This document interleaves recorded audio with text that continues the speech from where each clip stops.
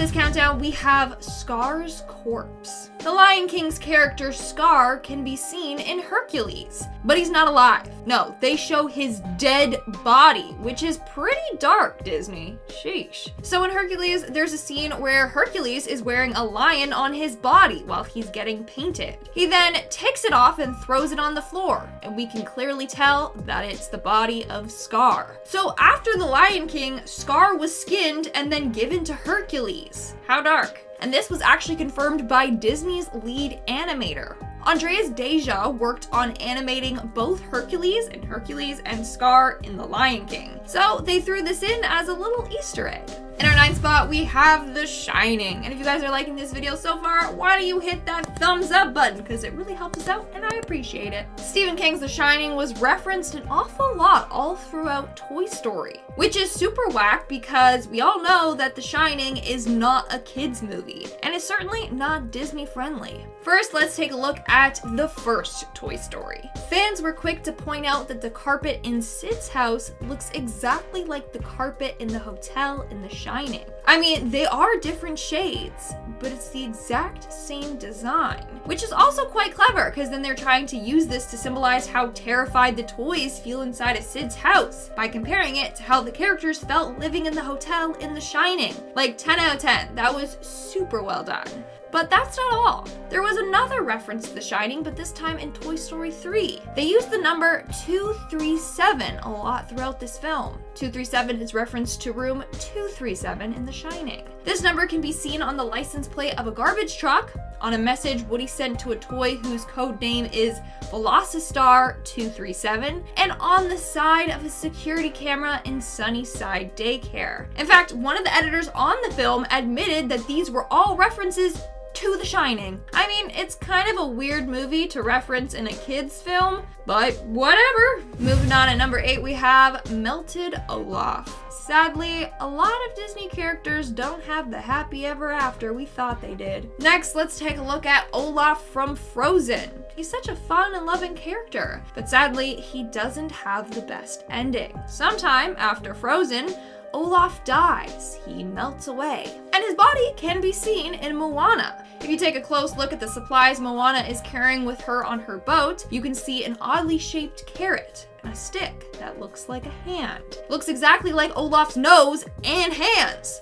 So Moana was using his nose as food and his arms as a possible fire starter for her mission. Well, that's dark.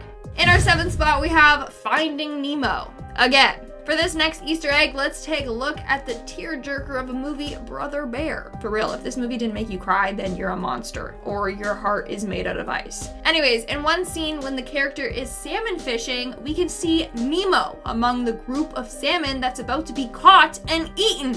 First off, how the hell did Nemo, a tropical fish, get so far north? Like, Marlin must be tired of looking for your ass. Anyways, what does this mean? Well, it means that Nemo, the little rascal, went out again and got lost somehow. And then he ended up as someone's meal. I doubt he made it out alive this time. Now, it turns out that at this time, Disney and Pixar were feuding, so that might be why this creepy little cameo was put into the film. In our 6th spot, we have Skinned Sully. Now, I love the movie Monsters, Inc., so this one is pretty dark for all you fans out there. But Sully is dead. Yep, you heard me. He died sometime after Monsters, Inc. was released. So in the film, Randall always mentions how bad humans are. At one point, he says that humans skin monsters and make toilet seat covers out of their fur. Sadly, this foreshadowed the fate of Sully. In a Toy Story short called Toy Story Toons, Partysaurus Rex, there's a scene where we see a kid taking a bubble bath. And it just so happens that in the bathroom on the toilet seat is a fuzzy Sully seat cover. So Randall was right. Humans do skin the monsters and turn them into toilet seat covers. Poor Sully, he ended up being skinned alive. I wonder what happened to Mike then. We're now at our 5th and halfway mark with Boo Went Crazy. This next Disney Easter egg is accompanied with a pretty dark and crazy theory, so buckle your seatbelts. In the movie Brave, in the witch's workshop, we can see a wood carving of Sully. Why would that be there?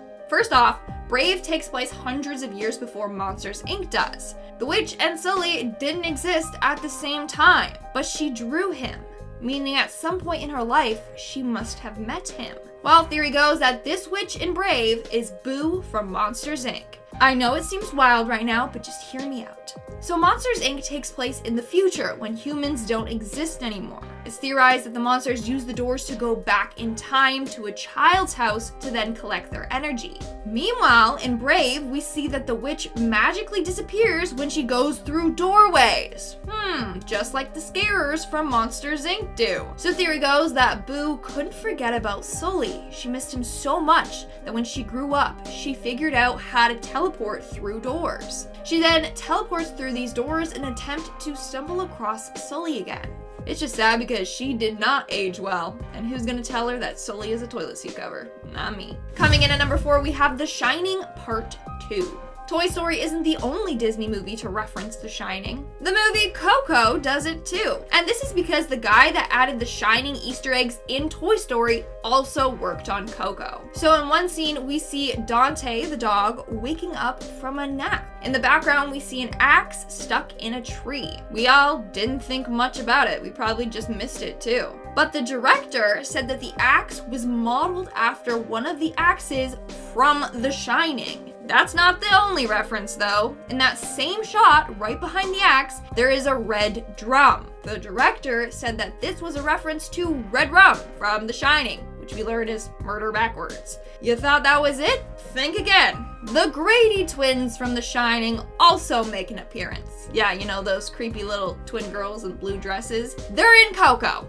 As Coco runs through Frida Kahlo's underworld art studio, we see a painting of the two twin girls. The director again confirmed this reference. So creepy. Yeah, let's put The Shining in a kids movie. Great. In our third spot, we have The Last Rex. Rex from Toy Story can be seen in the 2008 film WALL-E. In one scene, we see him in the back, among Wally's collection of human junk. Now, if you think about this Easter egg is actually very depressing. Rex is all alone in a world that has been completely destroyed. All of his friends are dead. He's alone, isolated, and unloved. And as we know from all the Toy Story movies, loneliness really gets to these sentient toys. Rex is probably so anxious and depressed now. Moving on to number 2, we have Herbie Fully Drowned. Speaking of sentient things, our favorite car Herbie from Herbie Fully Loaded has died. This car has made a cameo in a number of Disney movies, but sadly, his time has come to an end. In Finding Dory, there's a scene where we see Herbie at the bottom of the ocean. He's badly decayed and covered in moss, meaning he's been down there for quite some time. Now, I don't know if Lindsay Lohan pushed the car into the ocean or what, but we all know that cars and oceans or large bodies of water don't mix. So sadly, his time has come to an end. And in our number 1 spot, we have The Three Little Pigs. Disney is sick for this next Easter egg. So for this one, let's jump back in time and take a look at Disney's animated short, The Three Little Pigs. In one scene, we see the pigs singing and dancing in one of their homes. But beside them, in the back, is a framed picture of sausages. As we all know, sausages are made out of pig. To make matters worse, the frame is labeled as father. So their father got turned into sausages and then eaten. In another scene, we see another framed piece of meat. This time, it's like a ham leg or something, and it's also labeled as father. So the Three Little Pigs' father was killed, hacked up, and sold as different meat items. Like, that is so twisted and sick. Number 10, West Cutting. It's almost as if they wanted fans of the film to like hunt them down and like host a barbecue outside in the parking lot. In both Toy Story 2 and 3, their old address of 1001 West Cutting is tucked away where you'd least expect it. In Toy Story 2, there's an ad for Al's Toy Barn and the address is 1001 West Cutting, and then in Toy Story 3, there was a sign above Andy's door that says the same thing. We get it! We know where you live now, except they have since moved to Emeryville, and we know that because they have a reference to that in other films like Cars. I wonder if the studio has ever worried about people figuring this out and storming the castle to show their love. I'm pretty sure they'd welcome it. They'd be like, "Ah, cool, you found us. Here's the golden ticket." we're gonna put you in the next film. That'd be cute. Number 9, AI spiders. Animation in itself is like a painstaking process. Having to draw intricate lines, layers of animation with subtle changes is a tedious process. Pixar didn't want to add any more stress to the team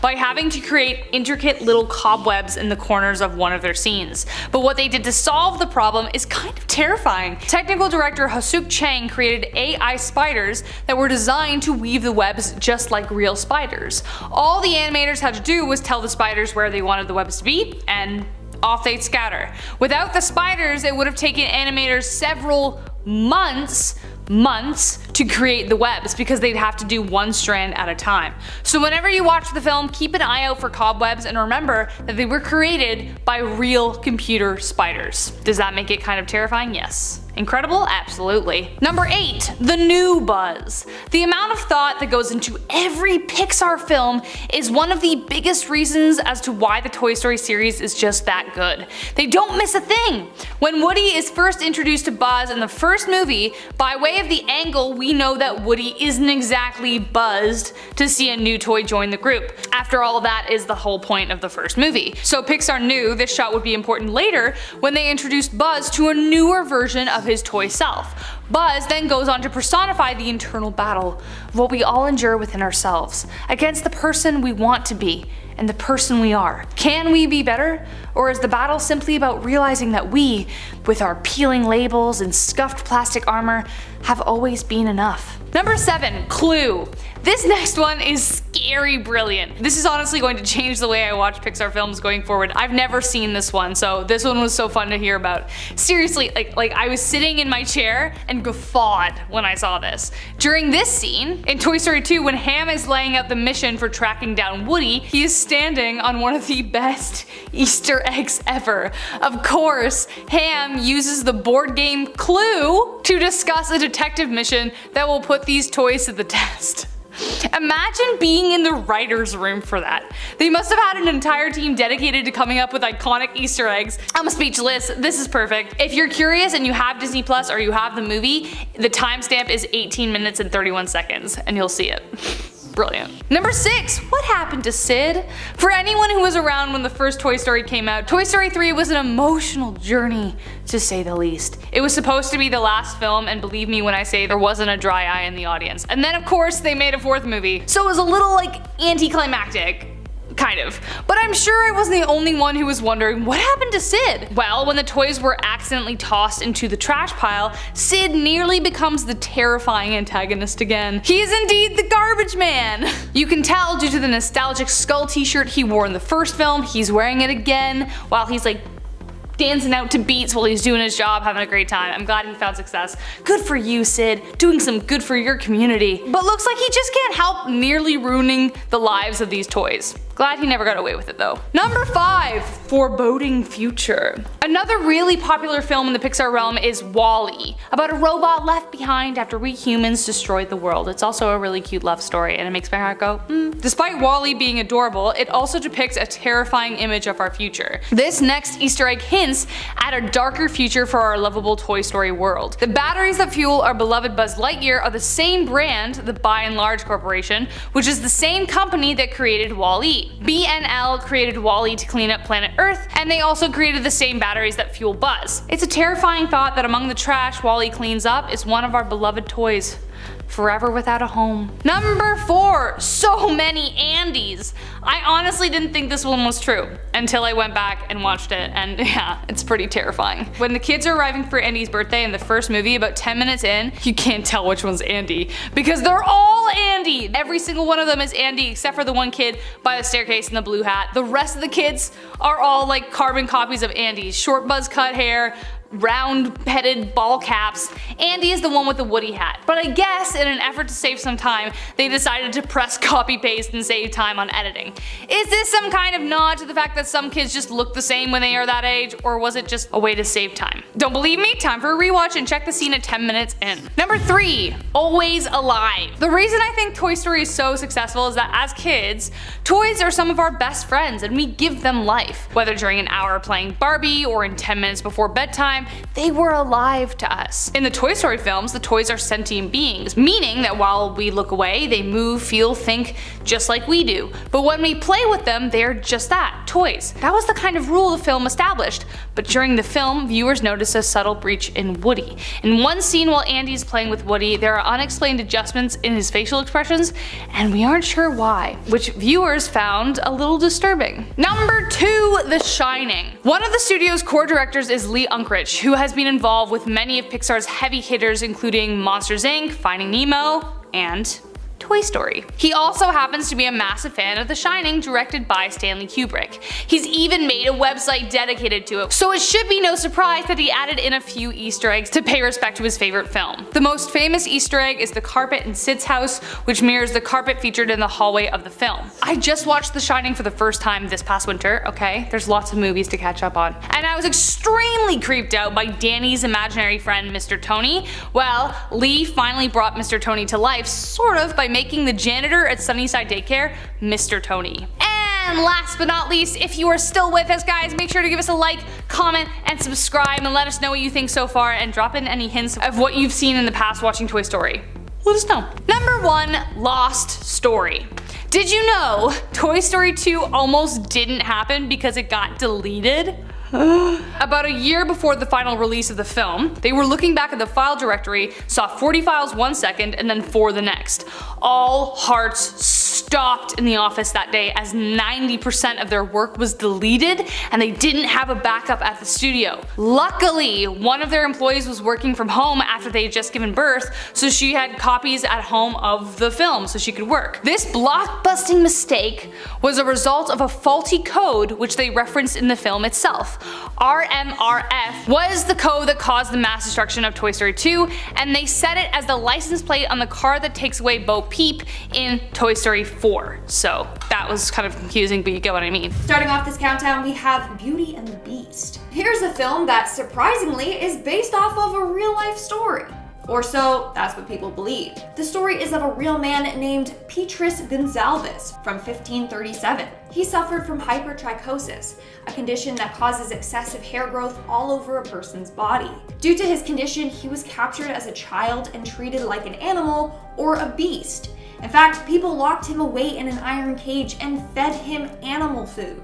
And we all know that the Beast in Beauty and the Beast was locked away in his tower and treated like a monster as well. So now, try looking at that movie the same. Moving on to number 9, we have The Jungle Book. Disney's movie The Jungle Book was actually based off of the book by Rudyard Kipling. But in the book, Mowgli literally turns into a wild killer. So long story short, he ends up killing Shere Khan and then discovers that his parents have been captured in a nearby village. So what does he do? He destroys the village and kills a bunch of villagers.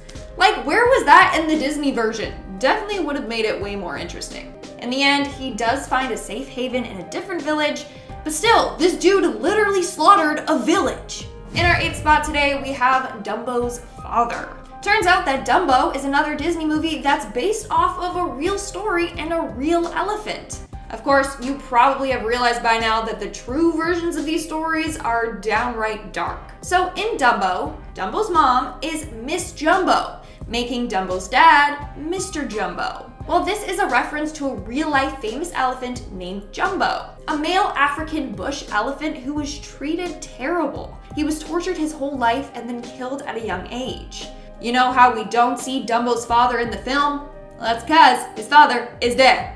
Like, seriously, Disney, why'd you have to do that to us? Coming in at number 7, we have Snow White. In 1985, a German historian by the name of Eckhard Sander claimed he had proof that Snow White was based off of a real woman from the 16th century. Her name was Margaret von Waldeck, and she was a German countess. But when she was only 21, she was poisoned and passed away. Not only that, she was under the care of her stepmother who treated her poorly. At 16, she fell in love with the prince, but her stepmother greatly disapproved. It's believed that her stepmother was the one who poisoned and killed her. The whole story of the 7 dwarves was also real as well. Sander believes the dwarves were individuals with stunted growth as a result of working in the mines owned by her father. So there you have it. This Disney princess is based off of a real woman and her tragic life story. Moving on to number 6, we have Cinderella. Cinderella is believed to have been based off of a story from the 17th century,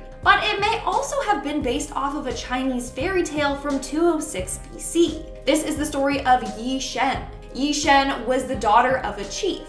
Just like in the fairy tale, Yi's father tragically passed away and she was left in the care of her evil stepmother. She even had an evil stepsister that was very rude to her. Yi was then forced to constantly wait on her mother and stepsister. Of course, in the story, there was also a ball that Yi was not allowed to attend, but she makes a wish for a beautiful silk dress and golden slippers, and her wish comes true.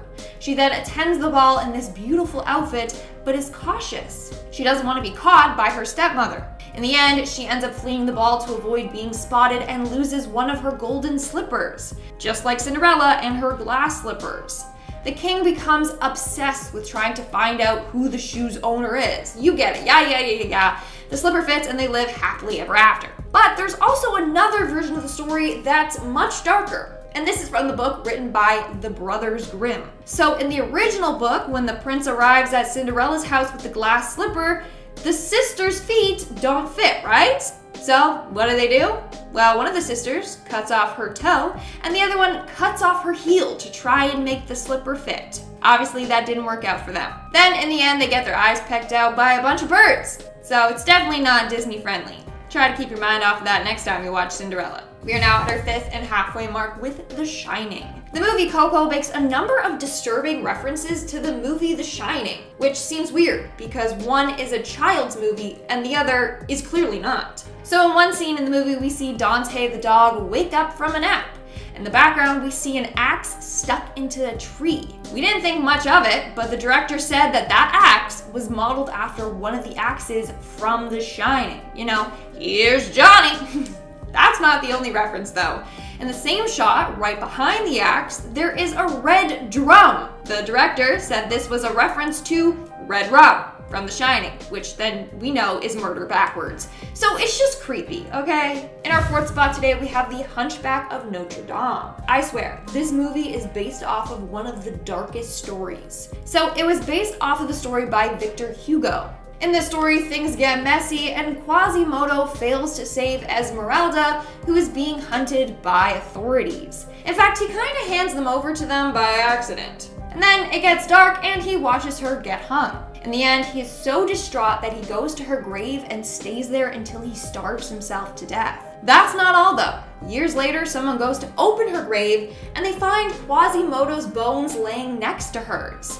When they try to separate the bones, they turn into dust. The end. Kind of glad that the Disney movie didn't end like that. But it would kind of make for a good scary movie. Coming in at number 3, we have WALL-E. This one is, it's an interesting one, to say the least. But there's a theory going around that the humans in WALL-E ended up eating each other while on the spaceship. Yeah, you heard me. Let me explain. So in one of the scenes, it reveals to the audience that the humans were on that spaceship for longer than they had anticipated. They were only supposed to be there for about 5 years, but ended up being there for around 700 years. Okay, so how would they manage to have a food supply on board for that long? There's no way they could have. Here's another question. When someone dies on board, where's the body going? Well, theory goes that they take the body, grind it up, and make food out of it.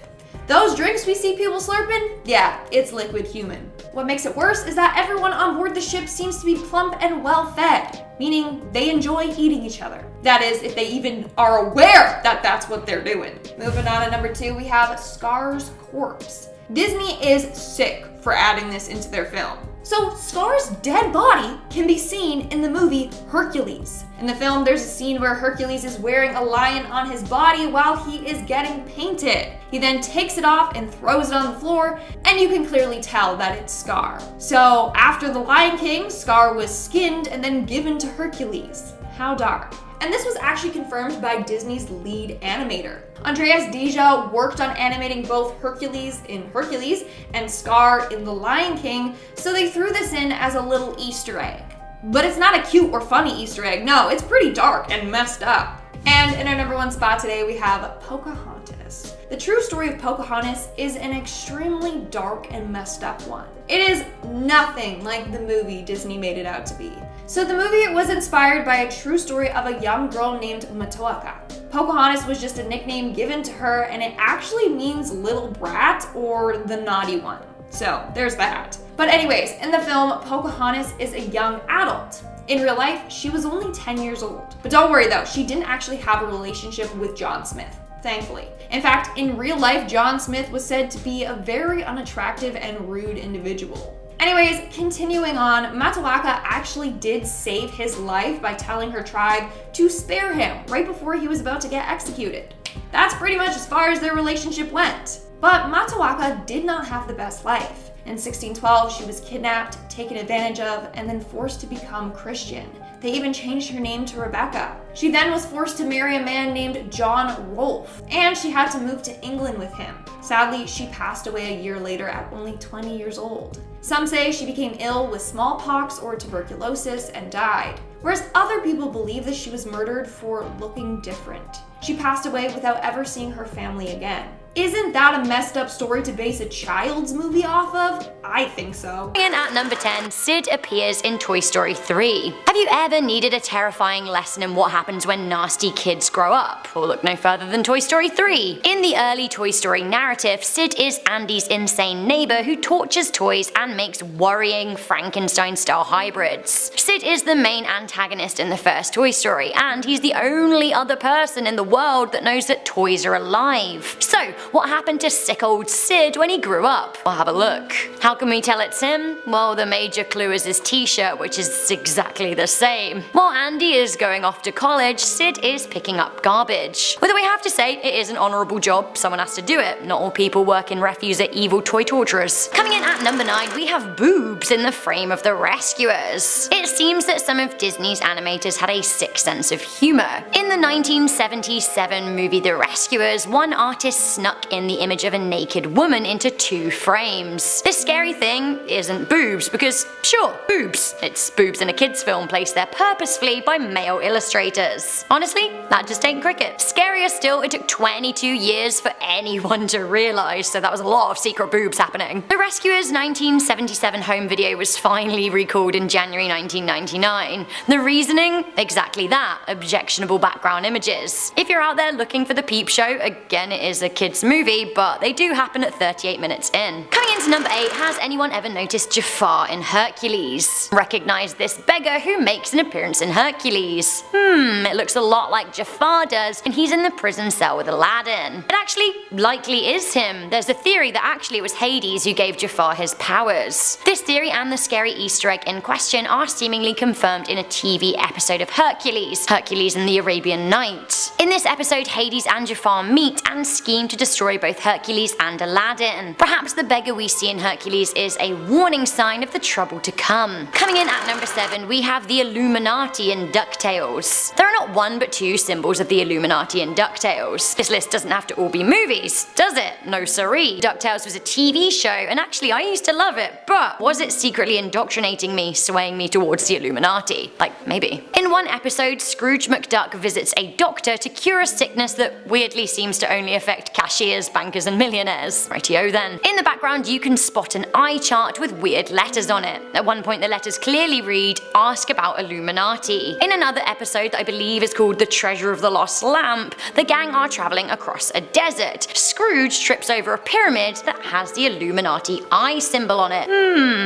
There were loads of rumours that Walt Disney was secretly a member of the Illuminati, so maybe this confirms it. Coming in at number 6, we have this spindle and spinning wheel in Tangled. Watch out, Rapunzel babe, 1 foot wrong around that spinning wheel in the background there, and not only will you be locked in a castle at the mercy of a mother witch, you also likely fall into a deep and terrible slumber. This spinning wheel in the background is a terrifying Easter egg that reminds us of the chaos of the 1959 movie Sleeping Beauty. Coming in at number 5, we have the Hans Wanted poster in Big Hero 6. Okay, Okay, I just want to say that I loved Big Hero 6. It was so good. It was really beautiful, but also really sad at the same time. Set in the fictional universe of San Francisco, but it is also linked to the world of Frozen, which is set some years in the past. There is a worrying Easter egg in Big Hero 6. There's a wanted poster for none other than murderous schemer and love rat Hans. But wait, what? Not only does that mean he's on the loose, waiting to honey trap another major babe, then break her heart, he's also clearly a time traveler, which makes him even worse. Just when you thought that you were safe, another poisonous male has joined the roster in the 21st century. Hip hip hooray. Coming in at number 4, we have the naked message in Aladdin. I suppose this is more of a subliminal message, a hidden message, more so than an Easter egg, but it's pretty famous, so I think we should talk about it. A lot of people think that in a certain moment of Aladdin, when Jasmine's on her balcony with Raja the tiger, basically some choice words are uttered. Raja scares off Aladdin, who is heard saying, "Good teenagers, take off your clothes." Obviously, if that was actually said, then it would be pretty gross and a subliminal piece of grooming, which would be wholly illegal, exposing a wider issue with Disney. Have a listen and tell me what you think is being said. What's our little bow doing? Come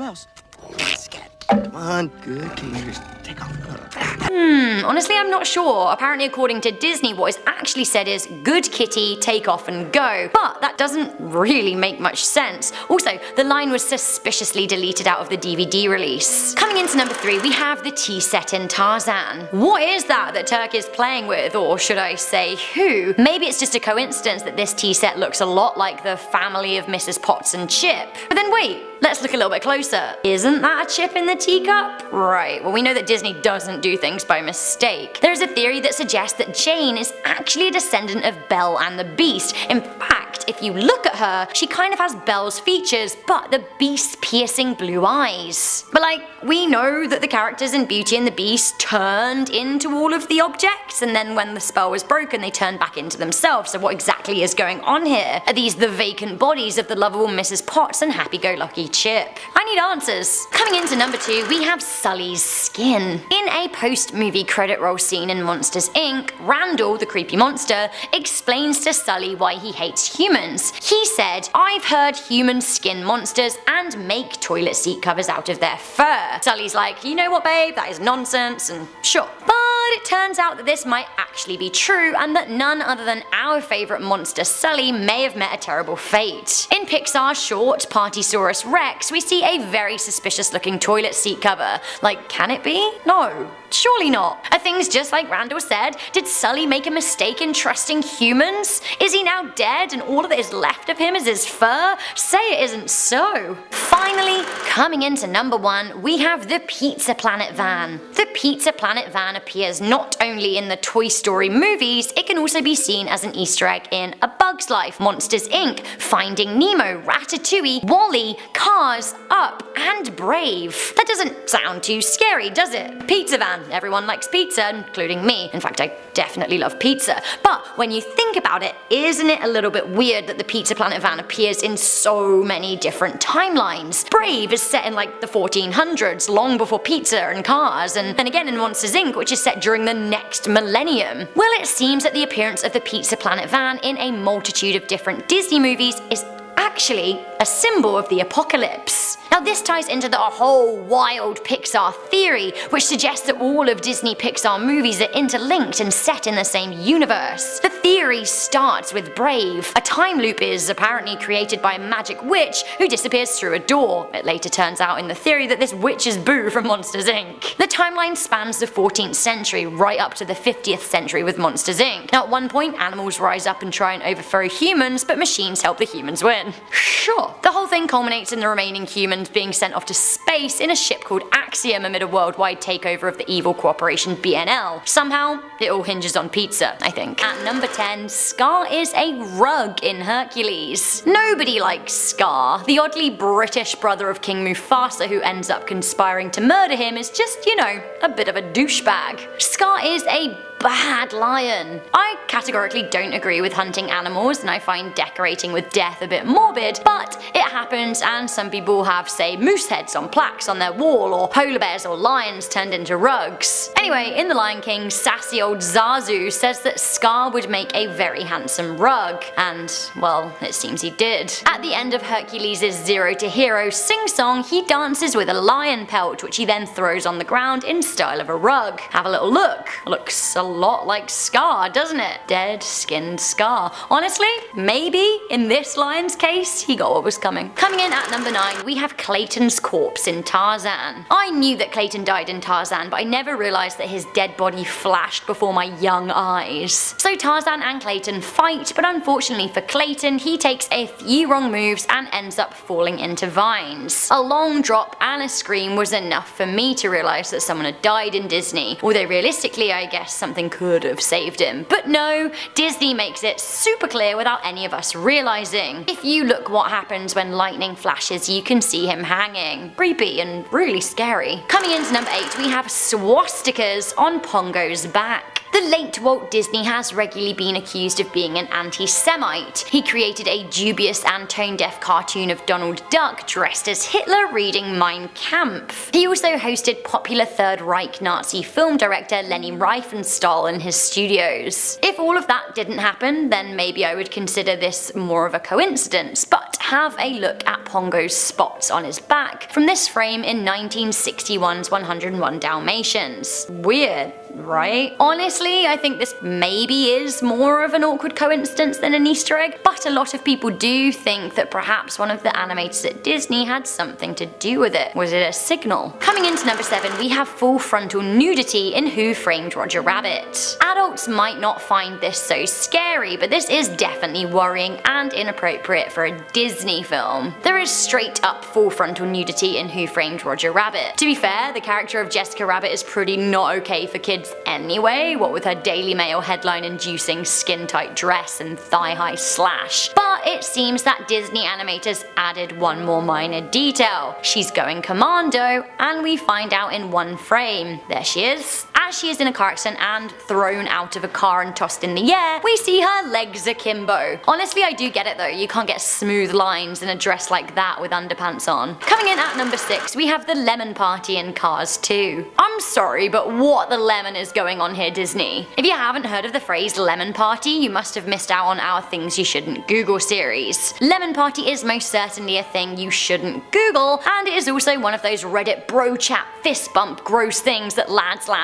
in their late 20s and early 30s like to discuss over sips of bottled beer in their San Francisco design studios. Too descriptive? Sure. Anyway, some cheeky animators made a reference to it in Disney's Cars 2. If you know what it was, you would know that actually referencing it isn't okay. It is so obvious that it's a lemon party too. There are an abundance of lemons and party hats, and it makes no sense in context of the story. I have never noticed this, but I'm pretty scared at number 5. We have Snow White getting groped by a handsy forest. As Snow White encounters the huntsman, she runs away into the woods, far into the forest. As a kid, I was under no doubt that the woods are a scary place to be, but it turns out I missed out on the fact that actually, they're even scarier than I thought. As she runs for a few seconds, the woods appear to be alive and hell-bent on groping the young princess. Seriously, have a look. The branches have fingers, and creepy, spindly, gropey fingers at that. Honestly, how terrifying and non-consensual. Not okay, Disney. Coming into number 4, we have the Muses Are the Haunted Heads. Okay, we're back to Hercules. I love Hercules. Hercules and Disneyland share a scary little Easter egg between them. As the Muses sing with Meg in I Won't Say I'm in Love, they line up like this. Have a look. This turns out to be exactly how the head statues are situated in the Haunted Mansion attraction in the Disneylands. What is Disney trying to tell us? I have to say, Hercules is one of my favourite Disney movies, and the Haunted Mansion is one of my favourite Disneyland rides, so... Coming into number 3, we have Jack Skellington in The Princess and the Frog. I love Jack Skellington, but he is a scary dude. Undoubtedly, he is the Pumpkin King of Halloween Town, a scary town filled with the macabre where children throw heads instead of snowballs and the whole place is an absolute scream. Yes, we know that he is lovable if a little chaotic, but I honestly would be scared to see him lurking in the shadows. And it seems that this is exactly what he's doing in The Princess and the Frog. Have a look at that shadow there. To me, it looks a lot like the spooky Pumpkin King, does it not? Coming into number 2, we have skulls in Gaston's eyes. Gaston is gas gone after his fight with the Beast. He has nobody to blame but himself either. He is the worst from the very beginning. At the end, he breaks into the Beast's home, shoots him, and stabs him. He is not a gracious loser. There is no way that he could have survived the fall from those turrets to the ground, but in any case, if we remit any confusion, Disney pops in a scary, morbid Easter egg. That's right, for a few terrifying frames, we see skulls in Gaston's piercing blue eyes. What a way to tell the audience that he was doomed. Finally, coming into number 1, we have numerous Shining references in Toy Story. Have you guys ever seen The Shining? It is terrifying, but it is one of Stanley Kubrick's finest works. The story is about a man who goes mad, is haunted by ghosts, and tries to murder his whole family, and there's a whole bathtub thing that I think we'll just save for another day. Scary, sure, but film buffs tend to love Stanley Kubrick, and the Toy Story creators are no exception. The Shining is referenced throughout all of the Toy Story movies pretty heavily. The number 237, for example, the number of the spooky hotel room with the bathtub lady that we're not talking about, comes up all of the time in the movie, and that carpet there is the same carpet from the Overlook Hotel in the horror film. If placing nods to one of the scariest books and films of all time in a children's movie isn't a scary Easter egg, I honestly don't know what is. Starting off this countdown, we have Dumbo's father. Who doesn't love Dumbo, the cute little elephant with big ears? Now, did you know that the story of Dumbo was loosely based off of a real elephant? But in real life, the story is very dark and depressing, which makes this whole movie unsettling. So in the film, Dumbo's mom is Miss Jumbo. This is a reference to a real-life famous elephant named Jumbo, a male African bush elephant who was tortured his whole life and then killed. You know how we don't see Dumbo's father in the film? Well, that's because his father is the real-life Jumbo, meaning we don't see Dumbo's father because he's dead. Way to go, Disney. Way to ruin this movie for us. Moving on at number 9, we have the spinning wheel. Aurora from Sleeping Beauty isn't the only princess that has to look out for a dangerous spinning wheel. Rapunzel from Tangled has to as well. In one scene, we can see the spinning wheel in the background of Rapunzel's room. Hey, maybe her and Aurora are related somehow. I don't know, they just both have blonde hair. Anyways, why would this deadly spinning wheel be in her home? Maybe Maleficent is coming after her too. Or is Mother Gothel actually Maleficent in disguise? These are the hard-hitting questions, people. Coming in at number 8, we have the West Wing. I can no longer watch Beauty and the Beast the same after learning about this Easter egg. So obviously everything is alive in Beauty and the Beast. From the furniture to cutlery and dishes. They're all alive because of the witch's curse. Here's the thing. In the scene where Belle goes to the West Wing, we see the whole room is littered with broken furniture and torn paintings, etc. Remember, the furniture is alive, but this furniture isn't. Meaning, the Beast must have murdered a bunch of his servants or something like that. All those broken pieces of furniture, in reality, are dead people. So Belle literally stumbled upon a murder scene. Isn't that just peachy? Totally ruined the movie for me. Coming in at number 7, we have Bambi's mom. Bambi had one of the saddest opening scenes. Like, don't even get me started.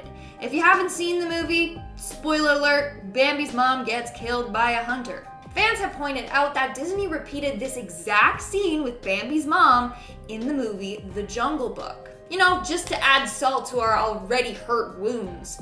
So in the film, we see Shere Khan stalking a deer. The deer looks an awful lot like Bambi's mom and even has the same mannerisms. People were like, really, Disney, you're putting us through that all over again? That's messed up. But honestly, it could have just been that they were lazy, so they used the same deer in animation to save time. They actually do that a lot. But either way, thanks Disney for that reminder. Moving on to number 6, we have the lost toy. One of our favorite heroes from Toy Story can be seen in Finding Nemo. That is Buzz Lightyear himself. In the movie, when we see the dentist's waiting room, you can see Buzz Lightyear laying on the floor there. Buzz is still a sentient being. He's got thoughts and feelings. I bet he doesn't like being handled by a bunch of germy little kids daily. Plus, he's separated from all his friends. That's gotta be hard for him. I wonder how he winded up in that situation. Let's just blame Andy's mom. Like, she seems to be the true villain of Toy Story. You know, so she probably has something to do with it. We're now at our 5th and halfway mark with Sherlock Holmes. Did you know that Disney used real audio of a dead person in one of their movies? I'm not lying, it's true. So there's a scene in Basil the Great Mouse Detective where we see the shadows of Sherlock Holmes and Dr. Watson. In this scene, they used audio from actor Basil Rathbone. He was well known for his role of Sherlock Holmes himself. Just one thing, Rathbone had been dead for 20 years at the time of the movie's release. He had no say of his voice being used in this film. And when you think of it, using a dead actor's voice is kind of creepy, don't you think? I don't know, a lot of people were mad at Disney for doing this and just found it weird and wrong. Moving on to number 4, we have Pinocchio. Hate to break it to you, but Pinocchio did not have a happily ever after like we all thought he did. This dude wasn't grateful anyway. Like, poor old Geppetto, sold his soul for his son. And what does Pinocchio do to him? Run off and abandon his new father and then cause them both to be eaten by a whale and almost get killed. I'm just salty, okay? Anyways, years later, Pinocchio is dead and is no longer a real boy. This is proven during the 2010 film Tangled. During the big I Have a Dream musical number at the pub, you can see Pinocchio's lifeless body chilling in the rafters. He's laying there motionless, making it seem like he's back to being a puppet. It's actually quite eerie. And also that means that poor Geppetto lost his son again. I wonder what mess Pinocchio got himself into this time to wind up dead and hung from the rafters. Coming in at number 3, we have the Haunted Mansion ride. So let's take a break from talking about Disney movies and let's talk about the attraction. In particular, let's talk about the Haunted Mansion ride. This ride has a number of creepy Easter eggs. For example, outside of the ride, there's a hearse used as decoration. Well, guess what? Apparently, that hearse was once used to carry the corpse of a 19th century man and religious leader, Brigham Young. So yeah, it was once used for a real dead body. Then inside of the ride, near the loading zones, there's a portrait of an old widow by her husband's grave. This is a depiction of a real person as well. So it just makes the ride that much more creepier. Moving on to number 2, we have the hyenas. I think Disney needs to think twice before adding certain Easter eggs into their films, especially this one. So let's take a look at The Lion King, shall we? During one of the final scenes in the movie, we see all the bloodthirsty hyenas looking down on Simba. In the background, we can see the silhouette of a Scottish terrier. It's none other than Jock from Lady and the Tramp. Now, I don't know about you, but hungry hyenas and dogs don't mix. So one can assume that Jock was probably held captive by them and then eaten. As a dog lover myself, that's a pretty disturbing Easter egg if you ask me. And in our number 1 spot today, we have the Disney moms. This has to be one of the most sickening Easter eggs on this list. So I don't know if you've noticed, but a lot of the characters in Disney movies are lacking mothers. Like Belle, Ariel, Jasmine, they don't have moms. Bambi's mom gets killed, Simba's mom dies, you get it. Well, this was done purposefully by Walt Disney himself. It's because he blamed himself for the death of his own mom. After the success of Snow White, he bought his parents a home as a gift. Sadly, due to a gas leak from the furnace, his mother died of asphyxiation. His father almost didn't make it. Since he was the one that bought his parents the home, he thinks her death is his fault. He felt so guilty that he couldn't even bring himself to put mother figures in his own movies. That is so sad and dark.